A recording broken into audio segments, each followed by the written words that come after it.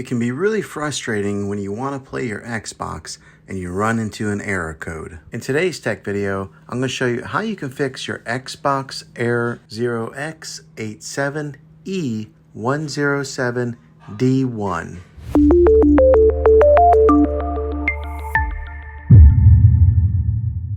I'm going to show you a few different things to try to help you get your Xbox back up and running again. The first method is the easiest one to try, and that's to do a soft reset. This is where you turn off your Xbox and you turn it back on. The second method is what we call a hard reset. You turn off your Xbox, then you unplug the Xbox from the wall outlet and you wait 60 seconds. Now don't be impatient here, wait the whole 60 seconds and then plug it back in. If your Xbox is working, great. If not, let's move on to the next method. Find your router or your modem that is giving you Wi-Fi and unplug that for 60 seconds. Then plug it back in. You might have to wait a few minutes for it to connect and get back online, but when it does, check your Xbox then. If that doesn't work, then let's move on to the last method. We are going to do a factory reset of your Xbox, which means that you'll have to log back in with all of your credentials, but it will be an important troubleshooting method. First, press the Xbox button X on your controller to open the guide. Then select Profile and System, then go to Settings, then go to System, then Console Info. You're going to select Reset Console. Now on the Reset Your Console screen, you'll see three different options. One will say Reset and Remove Everything. The second will say Reset and Keep My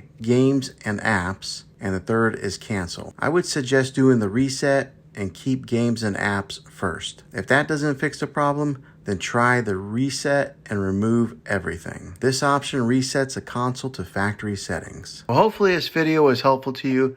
If it was, click a thumbs up on this. Go ahead and subscribe to my channel. I make tech videos all the time, and I would love to have you back in the next one. Take care.